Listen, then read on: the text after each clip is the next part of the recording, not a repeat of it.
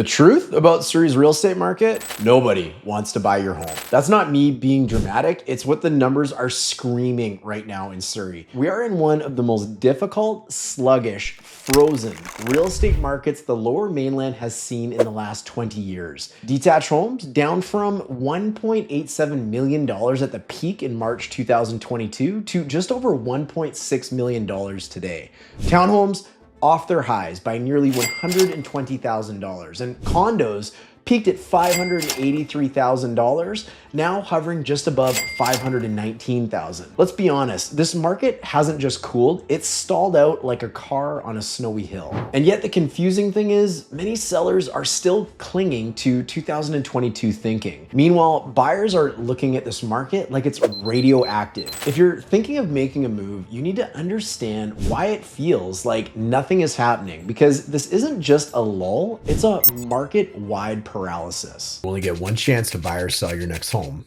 Let's get it right.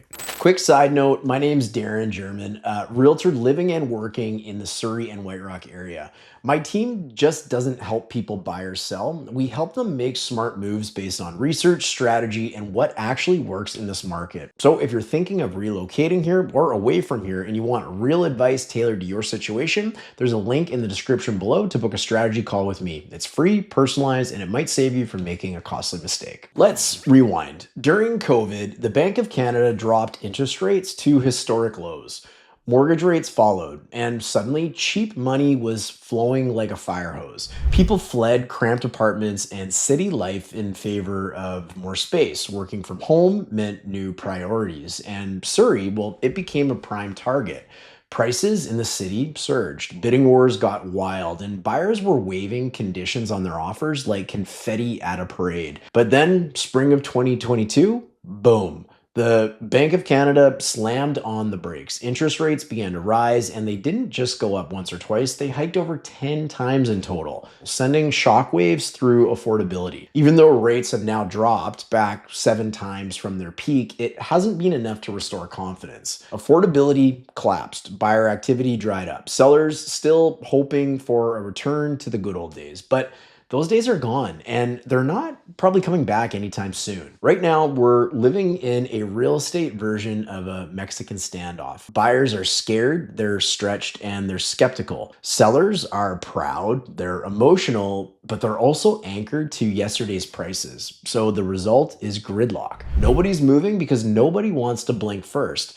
One side's waiting for prices to fall, and the other is waiting for prices to rise. And in the meantime, that means nothing's happening. Let's dig a little deeper into why this gridlock feels so paralyzing in the first place. In 1980, the cost of a home in Vancouver cost about 3 times the average household income. That was considered normal. It was manageable. But by 1994, that number had ballooned to about 8 times the income. And in 2024, the average home price in Greater Vancouver sits at about 14 times the median household income. How do you expect people to buy a home when the math just doesn't add up anymore?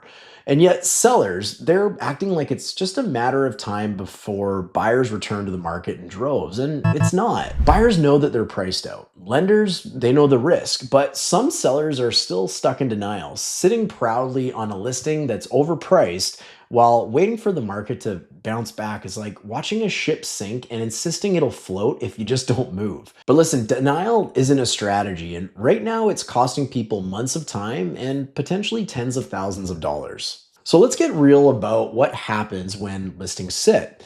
The fingers, well, from the home sellers, they start pointing. They say things like, maybe the marketing's off, or maybe the staging could have been better. Maybe we just need to wait for the right buyer. I hear that one all the time. I want to introduce you to something called Occam's razor. It's a principle that says the simplest explanation is usually the correct one. If a home is being property marketed online, it's across social platforms, it's in the real estate portals, it's been marketed through direct mail, professional video, professional photography, and it's still not selling, it's likely not the marketing. It's not the moon phase, it's the price. Still not convinced? Let me tell you about Ryan Serhant. You probably recognize the name because he is the most famous real estate agent in North America. Now, did you ever catch his new Netflix show called Owning Manhattan? Did you ever see the incredible unit that he was selling? This was perched 1,416 feet above Manhattan. It was a triplex penthouse at Central Park Tower, which is the highest residence in the world. It featured a 17,545 square foot interior space. It had 27-foot ceilings, a grand ballroom, panoramic views through massive single pane windows. Now, this home was originally listed at $250 million, and later it was reduced to $195 million. Ryan Serhant says there has been multiple offers on it, but they're still searching for the right ultra wealthy buyer. So this property was literally the highest residence in the world. Like, we're talking helicopters flying underneath where the penthouse was located. Owning Manhattan, the show, it was a major success, launching in the top 3 on Netflix, pulling in massive viewership and earning praise from fans and securing a second season. Ryan Serhant, arguably, again, the most famous, connected, and followed real estate agent on the entire planet, had the world's most expensive penthouse listed in the tallest residential building on earth. It was featured in a hit Netflix show, seen by millions, and it didn't sell. While it's true that a home like this requires a very specific type of ultra high net worth buyer, it also undeniably is a trophy property. People are spending at this level in New York as well. Just recently, a separate duplex in the very same building sold for a record $115 million, proving that there's demand at the top of the market. Yes, it's expensive, but for the right buyer, one who sees value, it absolutely makes sense. So if Netflix level exposure can't sell a home that's priced above what the market believes it's worth, what makes anyone think that another open house or ad campaign will? Marketing is not a magic wand. Value is the lever. Let's cut through the noise and state the truth plainly, very simply. The Surrey real estate market, it is not crashing, but it is down. Sales are not booming, they are frozen. We're in a period of stagnation. Activity is low, uncertainty is ultra high. This is not 2021. There's no lineup at the open house. This isn't 2009. There's no fire sale on every street. But this is a market that punishes indecision, denial, and delay. If you're serious about selling a home, you need to price it like you want it to move, not like you're just listing it for fun. And now, if you're a buyer sitting back and thinking, well, I'm glad this isn't my problem, you might want to lean in for a second. Because buried inside all this market chaos is also opportunity. And I know a lot of people are going to disagree with this, but just hear me out. The market is flooded with noise, uncertainty, and hesitation, but underneath all that, there's serious motivated sellers out there. People who have come to terms with where things are at and are pricing their homes accordingly. That's where these deals are hiding right now. But here's what most buyers get wrong. Perfect conditions never show up with a spotlight and a trumpet. There's no parade. They don't scream, now's the time. They sneak in quietly when no one's paying attention, when people are paralyzed by headlines or waiting for that crystal clear sign that they think they're gonna get. Buying in this market is like stepping into a high-end boutique where everything is on sale. The racks are full. There's no lineups. There's no chaos. You get the first pick, but you blink and it's Black Friday. Elbows are flying, deals are gone, and regret is setting in. This is the moment buyers dream about when they're losing properties out in bidding wars. When they say, if I only had a chance to buy without the madness, well, this is that moment right now.